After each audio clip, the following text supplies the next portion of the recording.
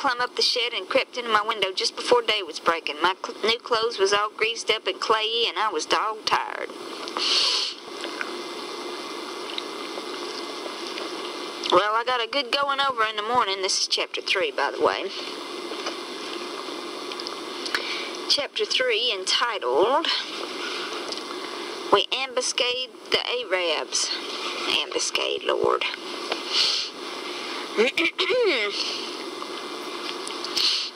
Well, I got a good going over in the morning from old Miss Watson on account of my clothes, but the widow, she didn't scold, but only cleaned off the grease and clay, and looked so sorry I thought I might behave a while if I could. Keep an eye on my watch. Make sure everything's going on schedule here. Then Miss Watson, she took me in the closet and prayed, but nothing come of it. She told me to pray every day, and whatever I asked for, I would get it. But it warn't so. I tried it. Once I got a fish line, but no hooks. It warn't any good to me without hooks. I tried for the hooks 3 or 4 times, but somehow I couldn't make it work. By and by, one day, I asked Miss Watson to try for me, but she said I was a fool. She never told me why, and I couldn't make it out no way. I sat down one time back in the woods and had a long think about it. Says I to myself, if a body can get anything they pray for, why don't Deacon Wynn get back the money he lost on pork? Why can't the widow get back her silver snuff box that was stolen? Why can't Miss Watson get fat up? No, says I to myself, there ain't nothing in it. I went and told the widow about it, but she said the thing a body could get by praying for it was spiritual gifts. This was too many for me, but she told me what she meant. I must help other people and do everything I could for other people and look out for them all the time and never think about myself. This was including Miss Watson as I took it. I went out in the woods and turned it over in my mind a long time, but I couldn't see no advantage about it except for the other people, so at last I reckoned I wouldn't worry about it anymore, but just let it go. Sometimes the widow would take me to one side and talk about providence in a way to make a body's mouth water, but maybe next day Miss Watson would take hold and knock it all down again. I judged I could see that there was 2 providences, and a poor chap could stand considerable show with the widow's providence, but if Miss Watson's got him, there weren't no help for him anymore. I thought it all out and reckoned I would belong to the widow's if he wanted me, though I couldn't make out how he was going to be any better off than what he was before, seeing I was so ignorant and so kind of low down and ornery. Pap, he hadn't been seen for more than a year, and that was comfortable for me. I didn't want to see him no more. He used to always whale me when he was sober and could get his hands on me, though I used to take to the woods most of the time when he was around. Well, about this time he was found in the river drowned at about 12 miles above town, so people said. They judged it was him anyway, said this drowned man was just his size and was ragged and had uncommon long hair, which was all like Pap. But they couldn't make nothing out of the face because it had been in the water so long it weren't much like a face at all. They said he was floating on his back in the water. They took him and buried him on the bank. But I weren't comfortable long because I happened to think of something. I know mighty well that a drowned man don't float on his back but on his face.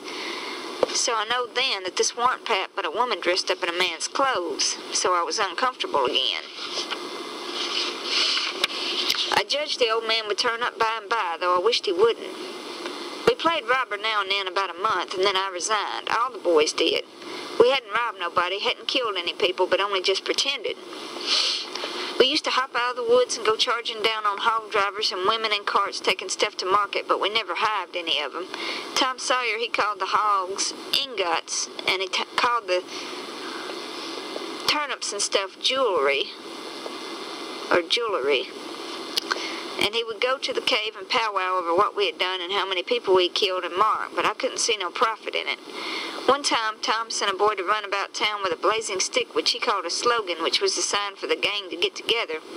And then he said he had got secret news by his spies that next day a whole parcel of Spanish merchants and rich Arabs was going to camp in Cave Hollow with 200 elephants and 600 camels and over 1,000 sumpter mules, all loaded down with diamonds, and they didn't have only a guard of 400 soldiers, and so we would lay an ambuscade, as he called it, and kill the lot and scoop the things. He said we must slick up our swords and guns and get ready. He never could go after even a turnip cart, but he must have the swords and guns all scoured up for it, though they was only lath and broomsticks, and you might scour at 'em till you rotted, and then they weren't worth a mouthful of ashes more than what they was before. I didn't believe we could lick such a crowd of Spaniards and Arabs, but I wanted to see the camels and elephants, so I was on hand next day in the ambuscade. And when we got the word, we rushed out of the woods and down the hill, but there weren't no Spaniards and Arabs, there weren't no camels nor no elephants. It weren't anything but a Sunday school picnic, and only a primer class at that. We busted it up and chased the children up the holler, but we never got anything but some donuts and jam. Though Ben Rogers got a rag doll and Joe Harper got a hymn book and a tract, and then the teacher charged in and made us drop everything and cut. I didn't see no diamonds, and I told Tom Sawyer so. He said there was loads of 'em there anyway, and he said that there was Arabs there too, and elephants and things. I said, well, I couldn't see 'em then. He said if I weren't so ignorant but had read a book called Don Quixote, I would know without asking. He said it was all done by enchantment. He said there was hundreds of soldiers there, and elephants and treasure too, and so on, but we had enemies which he called magicians, and they had turned the whole thing into an infant Sunday school just out of spite. I said, all right, then the thing for us to do was to go for the magicians. Tom Sawyer said I was a numbskull. Why, said he, a magician could call up a lot of genies, and they would hash you up like nothing before you could say Jack Robinson. They're tall as a tree and big around as a church. Well, I says, suppose we got some genies to help us. Can't we lick the other crowd then? How you gonna get 'em? I don't know. How did they get 'em? Why, they rub an old tin lamp or an iron ring, and the genies come tearing in with the thunder and lightning a-ripping around and the smoke a-rolling, and everything they're told to do, they up and do it. They don't think nothing of pulling a shot tower up by the roots and belting a Sunday school superintendent over the head with it or any other man.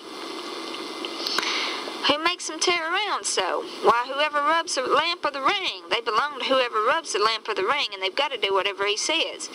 If he tells them to build a palace 40 miles long out of diamonds and fill it full of chewing gum or whatever you want and fetch an emperor's daughter from China for you to marry, they've got to do it. And they got to do it before sunup next morning, too. And more. They've got to waltz that palace all over the country, wherever you want it, you understand? Well, says I think they're a pack of flatheads for not keeping the palace themselves instead of fooling them away like that. And what's more, if I was one of them, I would see a man in Jericho before I would drop my business and come to him for the rubbing of an old tin lamp.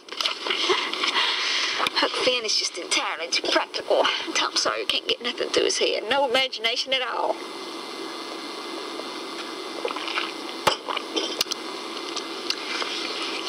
How you talk, Huck Finn. Why, you'd have to come when he rubbed it, whether you wanted to or not. What? And I as high as a tree and big as a church? All right, then, I would come, but I lay I'd make that man climb the highest tree in the country. Shucks, it ain't no use to talk to you, Huck Finn. You don't seem to know anything somehow. Perfect saphead. I thought all this over for 2 or 3 days, and then I reckoned I would see if there was anything in it.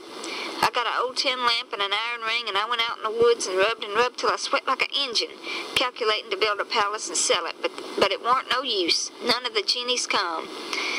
So then I judged that all that stuff was only one of Tom Sawyer's lies. I reckon he believed in the Arabs and the elephants, but as for me, I think different. It had all the marks of a Sunday school. Okay. Chapter 4. Called the Hairball Oracle. Let's see here. Well, 3 or 4 months run along, and it was well into the winter now. I'd been to school most all the time and could spell and read and write just a little bit. I could say the multiplication table up to 6 times 7 is 35, and I don't reckon I could ever get any further than that if I was to live forever. 7 times 5 is 35, dear. I hate to tell you. You didn't get your ciphering lesson as you had ought. Of course, Mark Twain did that on purpose.